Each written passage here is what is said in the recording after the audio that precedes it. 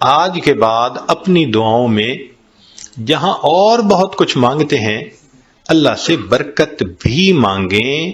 ہمارا مسئلہ اصل میں برکت نہ ہونا ہے. جب برکت آ جائے گی آپ دیکھیں سکون بھی ہوگا، اولاد بھی تابع دار ہوگی، بیوی بھی فرما بردار ہوگی، گھر کے اندر محبتیں بھی ہوں گی، الفتیں بھی ہوں گی، ہمارے سارے مسئلے آٹومیٹکلی حل ہو جائیں گے، ہر چیز ان آرڈر آ جائے گی. اعمال سے تو برکت بڑھتی ہے اور کچھ اعمال سے برکت گھٹتی بھی ہے، وہ بھی پتہ ہونا چاہیے. یہ نہ ہو کہ وہ عمل کرتے پھریں جو برکت ختم کر دیتے ہیں. تو برکت گھٹتی کس سے ہے؟ نمبر 1 بدنیتی سے گھٹتی ہے. جو بدنیت انسان ہوگا نا اس کی زندگی میں برکت نہیں ہوگی، برکت نہیں ہوگی اس کی زندگی میں. کئی ہوتے ہیں نا نیت کے کھوٹے، برا سوچنا، نیگیٹو تھنکنگ، بیوی کے بارے میں بھی نیگیٹو تھنکنگ، ماں باپ کے بارے میں بھی، دوستوں کے بارے میں بھی، دفتر میں کام کرتے ہیں وہاں نیگیٹو تھنکنگ. جو نیگیٹو تھنکنگ والا بندہ ہوگا نا اس کی زندگی میں کبھی برکت نہیں ہوگی.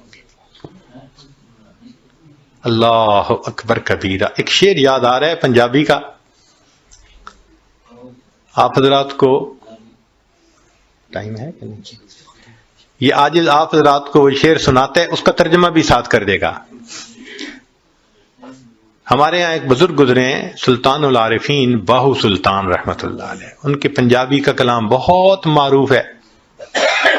فرماتے ہیں ਜੇ ਨਾਤਿਆਂ ਧੋਤਿਆਂ رب ملدا تے ملدا کنبیاں مچھیاں نو. اگر نہانے دھونے سے خدا ملتا تو مچھلیوں کو اور کچھووں کو خدا مل جاتا، ہر وقت ہی نہاتے دھوتے رہتے ہیں. یہ سر منایا رب ملدا تے ملدا بھیڑاں سسیاں نو.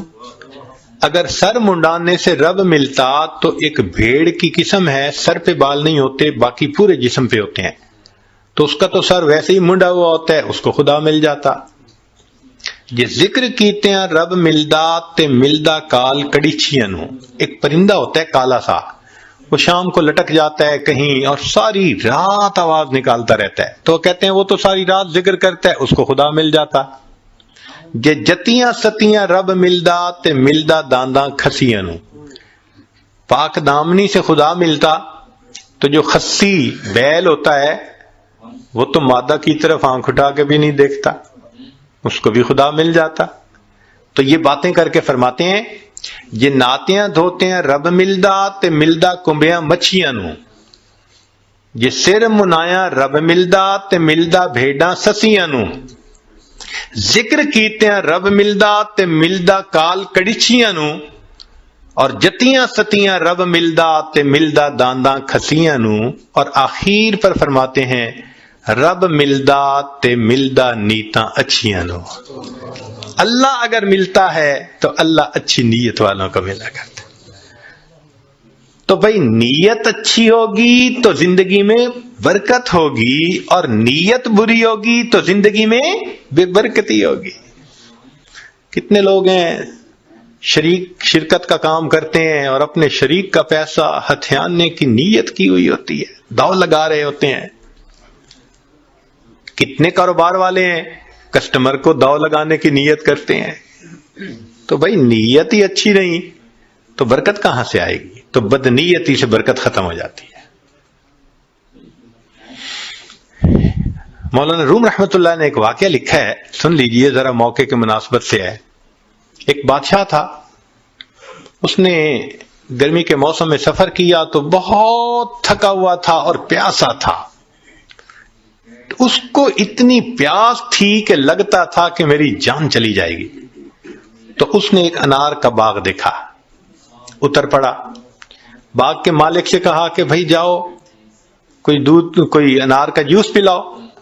وہ باغ کا مالک گیا اور جا کے ایک گلاس بڑا بھر کے لایا انار کے جوس کا.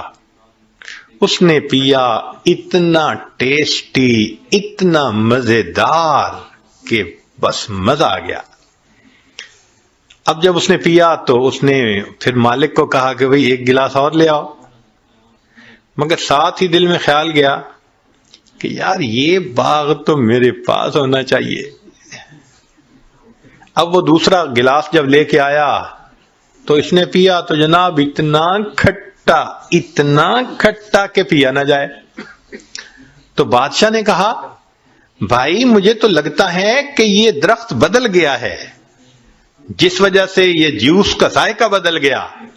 وہ بھی سمجھدار تھا، اس نے کہا بادشاہ سلامت، درخت نہیں بدلا، مجھے لگتا ہے آپ کی نیت بدل گئی ہے.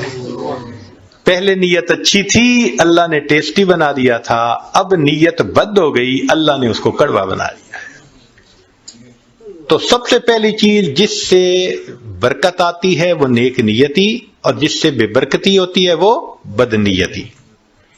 اور دوسری چیز معصیت، گناہ جو ہے نا یہ برکتوں کے دروازے بند کر دیتے ہیں.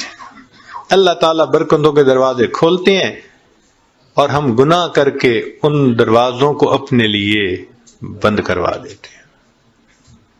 جو گناہ کرتے ہیں وہ اتنی مقدار برکتوں کی بند کروا دیتا ہے.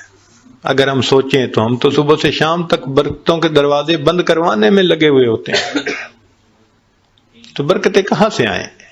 تو معصیت سے برکتوں کے دروازے بند ہوتے ہیں، نیکی سے برکتوں کے دروازے کھل جاتے ہیں. اس لیے قرآن پاک میں اللہ فرماتے ہیں کہ اگر تم نیک بنو گے لَأَكَلُوا مِنْ فَوْقِهِمْ وَمِنْ تَحْتِ أَرْجُلِهِمْ، ہم ان کو وہ نعمتیں کھلاتے جو آسمان سے اترتی ہیں، ان کی روحانی غذا بنتی، اور وہ نعمتیں کھلاتے جو پاؤں کے نیچے زمین سے نکلتی ہیں، ان کے لیے جسمانی غذا بن جاتی.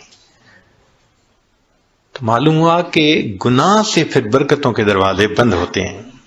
اور تیسری چیز بے پردگی، بد نظری، یہ بے برکتی کا سب سے بڑا گناہ ہے.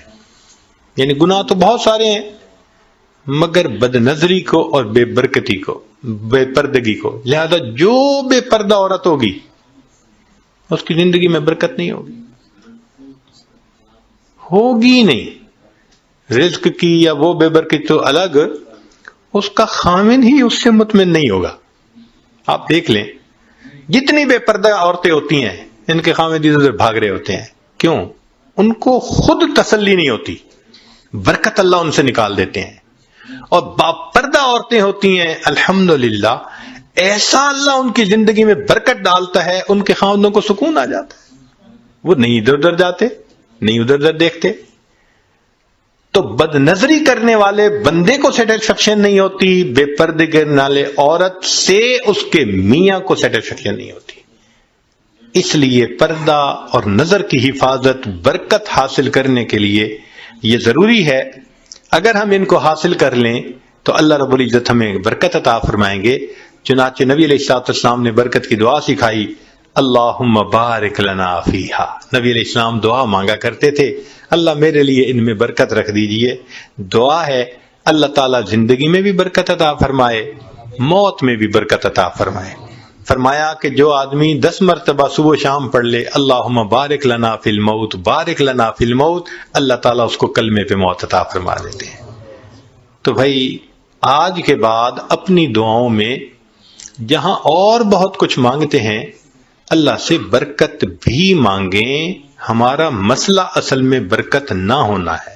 جب برکت آ جائے گی آپ دیکھیں سکون بھی ہوگا، اولاد بھی تابع دار ہوگی، بیوی بھی فرما بردار ہوگی، گھر کے اندر محبتیں بھی ہوں گی، الفتیں بھی ہوں گی، ہمارے سارے مسئلے آٹومیٹکلی حل ہو جائیں گے، ہر چیز ان آرڈر آ جائے گی. اللہ تعالی ہمیں برکتوں بھری زندگی نصیب فرمائے. وآخر دعوانا ان الحمد للہ رب العالمین.